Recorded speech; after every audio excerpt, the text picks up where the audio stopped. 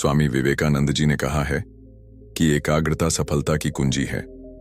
जब आप अपनी सारी ऊर्जा एक ही दिशा में केंद्रित करते हैं तो असंभव भी संभव हो जाता है। आगे स्वामी जी की 3 कहानियों में हम देखेंगे कि किस प्रकार सभी दिशाओं से ध्यान हटाकर एक कार्य पर केंद्रित किया जा सकता है। पहली कहानी में स्वामी जी एक पार्क में विश्राम कर रहे थे। तभी उन्होंने एक लड़के को देखा जो एक खाली पन्ने पर कठिन श्लोक लिखने की कोशिश कर रहा था, लेकिन बार बार गलतियां करने के कारण वह पन्ना फाड़ देता और नए पन्ने पर फिर से शुरू करता। कुछ समय बाद लड़के की नजर स्वामी जी पर पड़ी।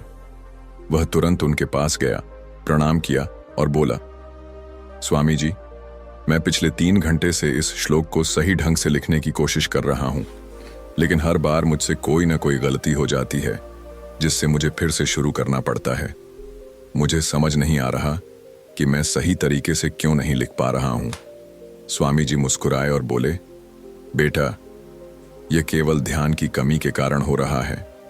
एक साधारण व्यक्ति अपनी अधिकांश ऊर्जा व्यर्थ की बातों और आदतों में खर्च कर देता है, जिससे उसका मन बार बार भटकता है। ध्यानपूर्वक कार्य करने का अर्थ है अपनी पूरी ऊर्जा को एक ही स्थान पर केंद्रित करना। जब तुम बार बार ऐसा करोगे तो तुम्हारा मन इस प्रक्रिया के लिए तैयार हो जाएगा और तुम गलतियों को दोहराना बंद कर दोगे। लड़के ने पूछा, स्वामी जी, यदि मेरा मन बार बार भटक रहा हो तो मैं एक कार्य पर ध्यान कैसे केंद्रित करूं? स्वामी जी ने मुस्कुराते हुए पूछा, क्या तुम लिखते समय किसी व्यक्ति या किसी घटना के बारे में सोच रहे हो? लड़के ने उत्तर दिया, हाँ गुरुजी, आज छुट्टी का दिन है, सभी दोस्त बाहर खेल रहे हैं, लेकिन मुझे यह कार्य पूरा करना है। शायद इसी कारण मैं ठीक से ध्यान नहीं लगा पा रहा हूं। स्वामी जी ने कहा, ठीक है, अब इन सरल तरीकों को समझो, फिर तुम अपने काम में मन लगा सकोगे।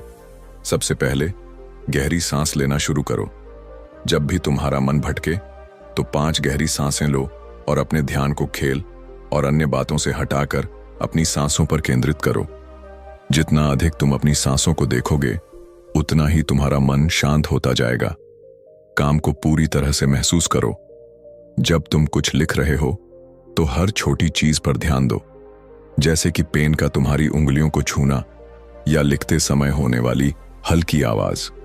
जब तुम इन बारीकियों को गौर से देखोगे तो तुम्हारा ध्यान भटकना कम हो जाएगा और तुम्हारा मन व शरीर केवल उसी कार्य में लगे रहेंगे। जब तुम्हारा ध्यान पूरी तरह से एक जगह केंद्रित होगा तो तुम्हें समय का भी एहसास नहीं होगा।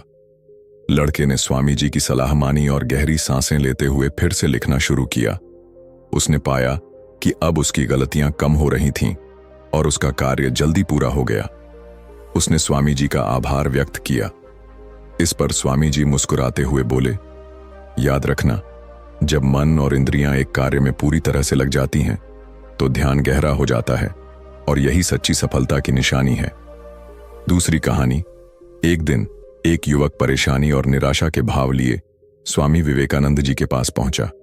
उसने चिंतित स्वर में कहा, स्वामी जी, मैं बहुत समय से परीक्षा की तैयारी कर रहा हूं।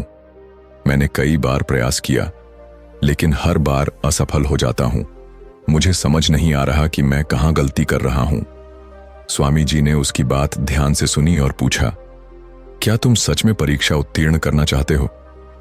युवक ने तुरंत उत्तर दिया, हाँ स्वामी जी, मैं कड़ी मेहनत करने के लिए तैयार हूं। बस मुझे बताइए कि मुझे क्या करना चाहिए। स्वामी जी युवक को एक खुले स्थान पर ले गए जहां एक पुरानी मोमबत्ती और माचिस रखी थी।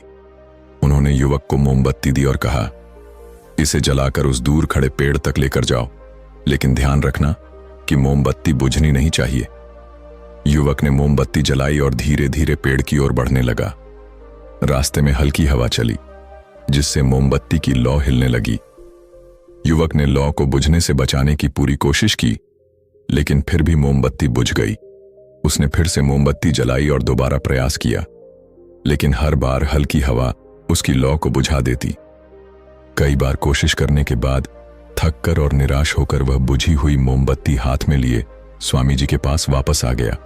वह उदास स्वर में बोला, स्वामी जी, मैं इसमें भी असफल हो गया। स्वामी जी मुस्कुराते हुए बोले, क्यों? तुम्हें तो बस मोमबत्ती जलाकर थोड़ी दूर तक ही ले जाना था। युवक ने धीरे से कहा, स्वामी जी, मैंने बहुत कोशिश की, लेकिन हर बार हवा की वजह से लौ बुझ जाती थी। स्वामी जी ने गंभीरता से कहा, यही तो तुम्हें समझना है। तुम्हारा मन भी इस मोमबत्ती की लौ की तरह है, और चारों ओर की हवा वे सभी चीजें हैं जो तुम्हारा ध्यान भटकाती हैं। यदि तुम अपने मन को स्थिर रख सको तो कोई भी बाहरी चीज तुम्हारी सफलता के मार्ग में बाधा नहीं बन सकती। जब तक तुम इन आदतों पर नियंत्रण नहीं करोगे, तब तक ध्यान की लौ बुझती ही रहेगी। इसी तरह जब तक तुम अपने लक्ष्य पर पूरी तरह केंद्रित नहीं होगे, तब तक अपनी मंजिल तक नहीं पहुंच पाओगे। इसलिए मन को एकाग्र करो और जिस कार्य में लगे हो उसमें पूरी तरह डूब जाओ। तुम्हारे प्रयास निश्चित रूप से सफल होंगे। याद रखना, हर प्रकार के ज्ञान की जड़ ध्यान में ही होती है। किसी भी कार्य को करने के लिए तुम्हें ध्यान केंद्रित करना सीखना ही होगा। मन वैसा ही बन जाता है जैसी आदतें तुम उसमें डालते हो। इसीलिए छोटे से छोटा कार्य भी ध्यानपूर्वक करो। ऐसा करने से तुम्हारे मन का स्वभाव बदल जाएगा और सफलता निश्चित रूप से तुम्हारे कदम चूमेगी। तीसरी कहानी। एक युवक ने स्वामी जी से पूछा, मन में आने वाले विचारों को कैसे छोड़ा जाए? स्वामी जी मुस्कुराए और बोले, मैं तुम्हें इसका उत्तर दूंगा, लेकिन पहले तुम्हें एक परीक्षा देनी होगी। फिर उन्होंने एक गिलास पानी भरकर युवक के हाथ में दिया और कहा, पानी की एक बूंद भी गिराए बिना इसे पकड़े रहो। युवक ने कहा, यह तो बहुत आसान है, और गिलास पकड़ लिया। शुरुआत में सब कुछ सामान्य था, लेकिन कुछ देर बाद उसके मन में सवाल उठने लगे, इससे क्या फर्क पड़ेगा? मुझे कितनी देर तक इसे पकड़कर रखना होगा? जैसे जैसे ये विचार बढ़ने लगे, उसका ध्यान भटकने लगा और पानी छलकने लगा। स्वामी जी ने मुस्कुराते हुए कहा, बेटा, जब तक तुम्हारा मन शांत था तब तक पानी नहीं गिरा, लेकिन जैसे ही तुम्हारे मन में विचार आने लगे, पानी गिरने लगा। उन्होंने आगे समझाया, जिस तरह गर्म लोहे पर हथौड़े की चोट उसे नया आकार देती है, उसी तरह तुम्हारे विचार तुम्हारे व्यक्तित्व और मन को आकार देते हैं। तुम्हारा मन भी गिलास में भरे पानी की तरह है, जिसे आसानी से विचलित किया जा सकता है। अगर तुम इसे स्थिर रखना चाहते हो तो सबसे पहले अपने विचारों को नियंत्रित करना सीखो। फिर स्वामी जी ने कहा, अब तुम इस गिलास को फिर से पकड़ो और अपना ध्यान अपनी सांसों पर ले आओ। अपनी सांसों को आते जाते महसूस करो। हाथ में होने वाले दर्द या असहजता को जाने दो। जो भी विचार आ रहे हैं उन्हें बहने दो। खुद को याद दिलाओ कि तुम अपने विचार नहीं हो, बल्कि उन्हें देखने वाले व्यक्ति हो। जब तुम ऐसा करोगे तो विचार आएंगे और चले जाएंगे, लेकिन वे तुम्हें विचलित नहीं कर पाएंगे। युवक ने कुछ देर तक इस अभ्यास को किया और पाया कि इस बार उसके हाथ से पानी की एक भी बूंद नहीं गिरी। स्वामी जी ने कहा, इसी तरह ध्यान का अभ्यास करते रहो।